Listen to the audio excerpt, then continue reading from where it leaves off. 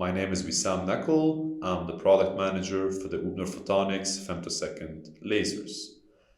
Let's move on now to how sub-50 femtosecond pulses benefit various multiphoton applications such as multiphoton microscopy, neuroscience, two-photon polymerization, and terahertz generation. Ultra-short pulses are commonly used in multiphoton microscopy to study diseases such as cancer and Alzheimer's. They're also used in optogenetics, neuroscience, and brain research, and more frequently now used in nanomaterials processing to produce bioresorbable stents and in two-photon polymerization and processes such as additive manufacturing and 3D printing. And more recently, we see them in terahertz generation for chemical identification and security inspections. In multiphoton microscopy, ultra-short sub-50 femtosecond pulses provide the high peak power needed to have multiple photons at the same time and place. And as we saw in the lab section, they can be used to produce second and third harmonic signals.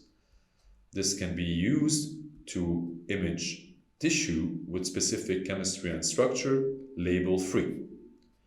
Ultimately, short pulses sub-50 femtosecond provide confined imaging volume and shrink down the interaction volume down to a focus point. This means negligible thermal heating, less photo damage, and higher 3D rendering capabilities. When comparing 40 femtoseconds to 200 femtosecond pulses, we can achieve a 5 times higher 2-photon efficiency and more than 25 times higher 3-photon efficiencies. And if we consider the same 2-photon efficiency, 40 femtosecond pulses result in a 5 times reduced thermal heating and twice as much less photo-induced damage. This also means that they require less average power, and therefore they are more gentle for live cell imaging. And they also provide a high signal-to-noise ratio, higher contrast, resolution, and scan depth for imaging. As we saw in the section on fundamentals, shorter pulses correspond to broader wavelength spectrum. And the uniquely broad wavelength spectrum that our femtosecond series provide can be used to excite more and more fluorescent probes and proteins compared to a more traditional standard spectrum. This means that the broad spectrum of our femtosecond lasers give access to a broader range of probes that can be excited in comparison to standard spectrums used in industry.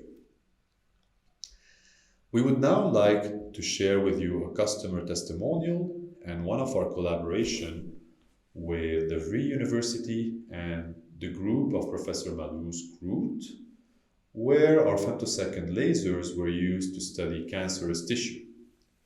The study focuses on the multiple sclerosis disease, which affects the nervous system and attacks the myelin protective layers. They first collect brain tissue, and after autopsy and physiological preservation, they are prepared for imaging. Our femtosecond lasers are then used in a label-free approach that does not require staining, and the sub-50 femtosecond pulses allow generation of higher harmonics used in imaging.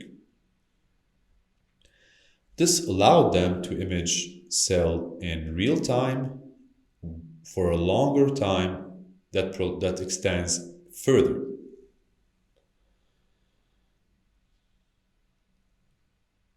Using this label-free approach and the higher harmonic generation, real-time imaging of live cells can be done, and cancerous tissue can be studied. The goal is ultimately to develop a quick and compact screening tool for cancer detection. This group was able to make use of our sub-50 femtosecond pulses to produce high signal-to-noise ratio needed for an increased resolution and an increased scan depth, as we see on these images and on this large image stitched from multiple frames.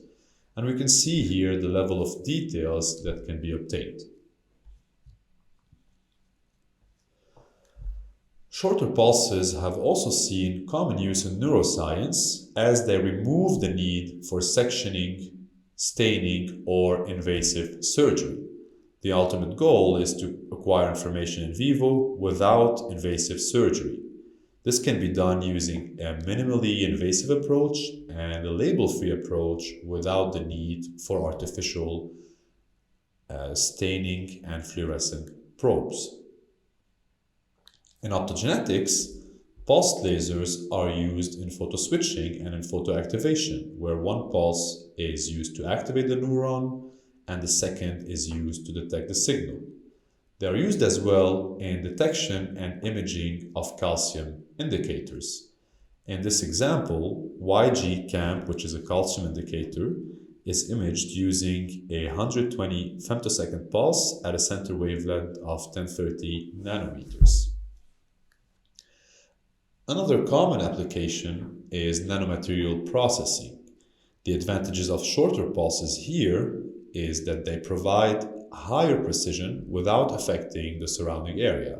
They also reduce the heat affected zone and they produce less thermal damage, as we see on the image on the right, as opposed to longer pulses which induce more heat zones and more thermal damage and ultimately lower precision in nanomaterial processing.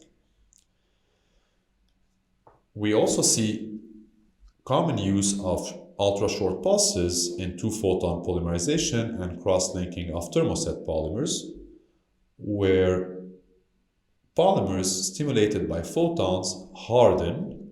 These polymers include epoxy resins, among others, and this photostimulation induces cross-linking of their individual monomeric chains, which then form selective layers.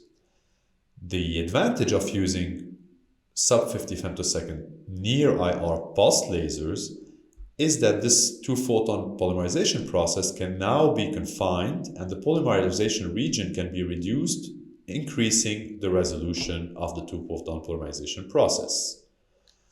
This process is typically used in additive manufacturing to 3D print complex structures that are extremely small in a very precise way. And we've seen a common trend recently to go from shorter wavelengths to longer 1030 nanometer lasers because of the emergence of new materials and the advantages that shorter pulses and longer wavelengths provide. Ultimately, shorter pulses produce more precise results in two-photon polymerization and allow for the 3D printing of miniature complex structures in a very precise and accurate way. More recently, the field of terahertz generation has seen extensive interest in using shorter femtosecond pulses. In terahertz generation, a sub-100 femtosecond near-infrared pulse is emitted towards a photoconductive antenna, which is made of semiconductor. This triggers an electric field which radiates a terahertz pulse onto target samples. The terahertz pulse from the sample is then detected using the same process in a photoconductive receiver antenna, which is then converted into an optical delay signal and used and interpreted in various industrial and scientific fields. Here, shorter and shorter pulses allow access to broader terahertz spectrum. For example, going from 200 femtoseconds to 50 femtosecond can increase the accessible terahertz bandwidth from 5 to 20 terahertz. Because chemicals have distinct absorption lines at the terahertz frequencies, and because terahertz waves can penetrate through normally opaque materials such as clothing, paper, plastics, or others, and because they are longer wavelengths, Terahertz waves can provide an increased penetration depth and can be used in various fields such as non-destructive and quality testing, chemical and chemical explosives and identification, as well as security inspections.